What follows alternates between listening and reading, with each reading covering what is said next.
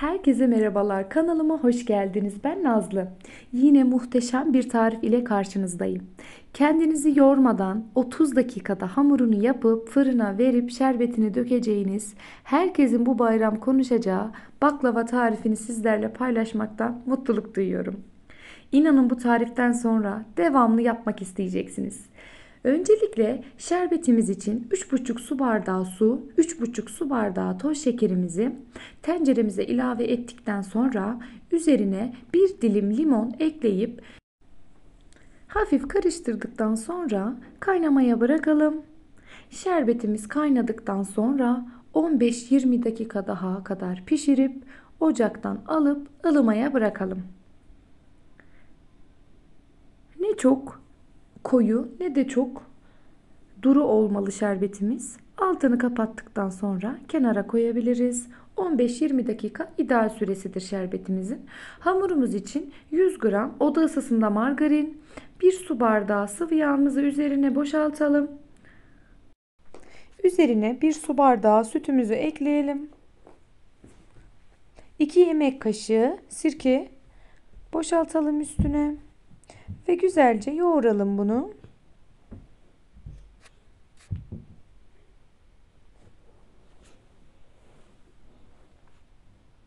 Karışımımızı güzelce karıştırdıktan sonra üzerine 4-4,5 su bardağı un kullandım. Her una göre farklılık gösterebilir. Ben 4 su bardağı artı 1 yemek kaşığı kullandım sevgili arkadaşlar.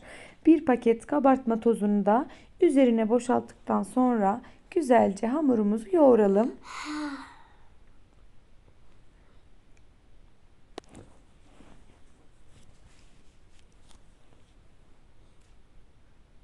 Güzel, yumuşak, kıvamlı bir hamur elde edeceğiz.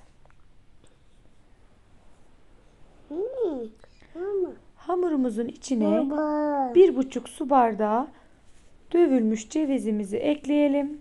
Cevizlerimiz ne çok iri ne de çok ufak olmalı.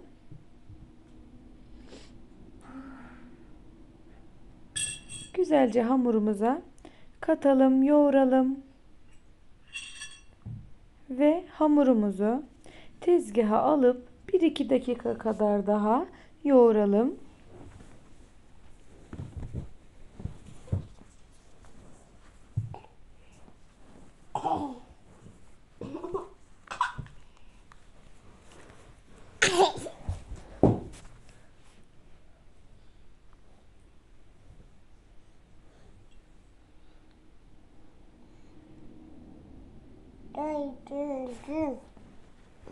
Hamurum için dikdörtgen borcam kullandım sevgili arkadaşlar. Yuvarlak kalıp kullanmak isterseniz yuvarlak tepsiye de yapabilirsiniz. Eşit bir şekilde hamurumu yaydım. Kenarlarını içe doğru ittim.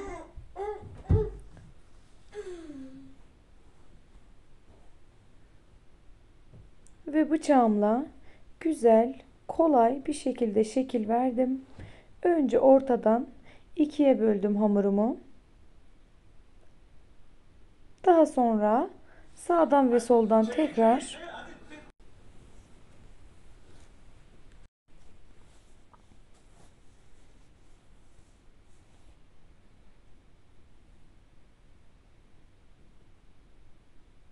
bu kestiğim yerlerden tekrardan başa döneceğim. Hepsini bitirdikten sonra bu şekilde çok kolay şekil verdim. Siz dilerseniz kare kare kesebilirsiniz, üçgen kesebilirsiniz. Şu şekilde de bırakabilirsiniz. Bana biraz büyük geldiği için, daha minik sevdiğim için tekrar borcamı döndürüp ortadan tekrar böleceğim sevgili arkadaşlar.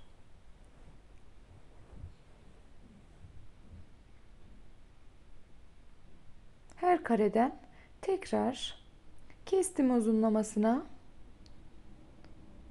Çok bereketli bir tepsi dolusu baklavamız harika oldu. Hem de çok vakit ayırmadan misafirlerinize, bayrama yapabileceğiniz harika bir tatlı tarifi oldu.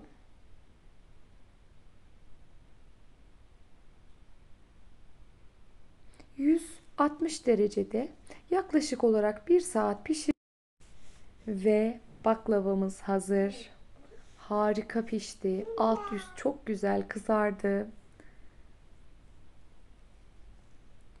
Yakından da göstereyim. 3-5 dakika ilk sıcağı geçtikten sonra ılık olan şerbetimizi baklavamızın her yerine gezdiriyoruz. Şerbetimiz tamamen soğuk değil, sıcak değil, tam olarak ılık. Tatlımızın da ilk sıcaklığı geçti. Sıcak tatlıya ılık şerbetimizi döküyoruz. Zaten yarım saat içinde çok güzel çekiyor ve ben sizlere şu şekilde servis yaptım, gösterdim. Tadım aşamasına geçmek için çok heyecanlanıyorum. En sevdiğim an tadım anı. Gördüğünüz gibi şerbeti çok güzel çekti. Gerçekten muhteşem görünüyor. Sizler de bu tarifi mutlaka denemenizi ve sevdikleriniz ile paylaşmak isterim. Şu şekilde size bölüp göstereceğim. Gerçekten kıyır kıyır, buram buram ceviz kokuyor. Muhteşem oldu. Bu tarife bayıldık.